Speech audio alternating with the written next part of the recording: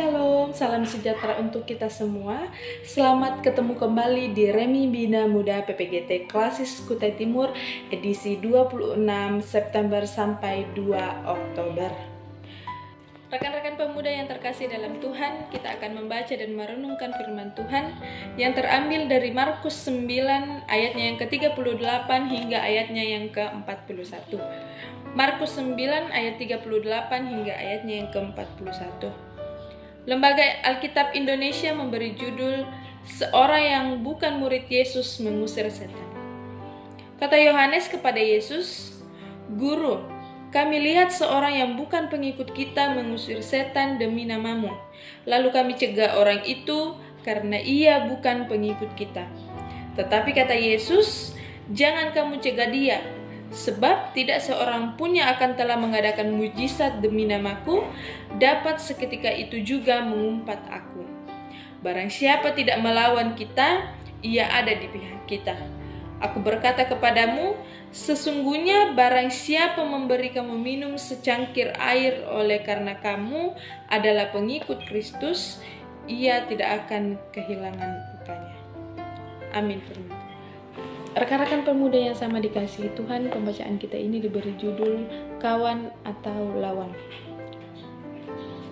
Ini sudah tidak asing lagi ya teman-teman, kita dengar di berbagai tempat, yang mana lawan dan yang mana kawan. Yang jahat semakin banyak dan kuat, dan yang lemah dan yang baik semakin sedikit dan lemah. Ini sudah perkataan yang tidak jarang lagi kita dengar di berbagai tempat, tak terkecuali di mayoritas orang Kristen. Mengapa demikian? Ya, ini tentunya menjadi tantangan besar bagi kita orang yang menganut agama Kristen, khususnya bagi generasi-generasi muda orang Kristen. Karena itu sangat penting untuk melihat akar persoalan dan penyebabnya.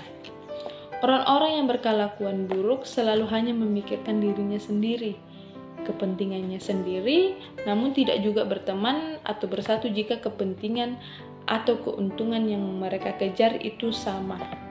Jadi, demi kepentingan dan keuntungan mereka bersama, selalu bersatu, mencari teman yang sebanyak-banyaknya sehingga mereka semakin banyak dan semakin kuat.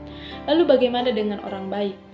Apakah mereka juga selalu dan terus-menerus mencari teman yang membuat kelompok mereka semakin besar dan melawan kejahatan? Jadi kita renungkan ya teman-teman. Dalam teks pembacaan Markus 9 ayat 38 sampai 41 memberikan salah satu peringatan keras kepada orang-orang yang menganggap dirinya baik dan benar. Menganggap atau merasa diri baik dan benar belum tentu sepenuhnya begitu. Mengapa demikian? Murid-murid Yesus yang merasa dan menganggap diri baik dan benar, ada pada ayatnya ke-38, ternyata mendapat kritikan dari Yesus yang adalah sumber kebaikan dan kebenaran. Para murid sangat berpikir sempit dan tertutup dalam memahami dan mengupayakan serta mencintai kebenaran. Mereka merasa bahwa karena mereka bersama dengan Yesus, maka hanya kelompok mereka yang benar karena Yesus bekerja dalam kelompok mereka. Mereka mencintai Yesus, namun pada saat yang sama mereka mau mengendalikan dan membatasi pekerjaan bahkan kuasa Yesus.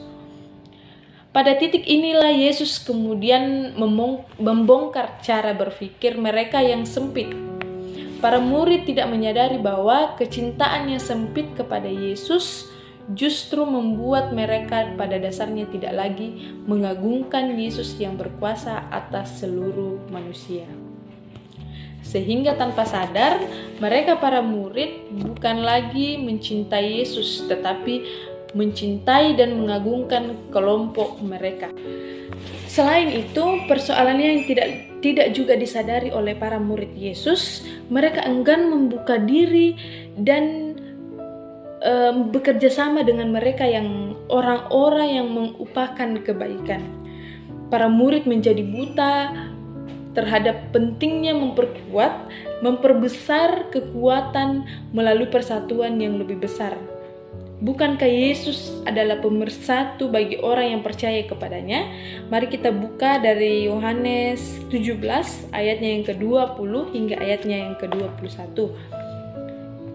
Dan bukan untuk mereka ini saja aku berdoa, tetapi juga untuk orang-orang yang percaya kepadaku oleh pemberitaan mereka, supaya mereka semua menjadi satu sama seperti Engkau, ya Bapa, di dalam aku dan aku di dalam Engkau, agar mereka juga di dalam kita, supaya dunia percaya bahwa Engkaulah yang telah mengutus aku. Ya saudara-saudara yang terkasih dalam Tuhan, teman-teman yang generasi muda gereja, bagaimana dengan kehidupan kita? Apakah dalam persekutuan kita sebagai pemuda orang Kristen Yesus adalah yang paling utama? Ataukah kelompok persekutuan kita yang lebih utama? Apakah kita adalah pemuja Yesus atau pemuja kelompok?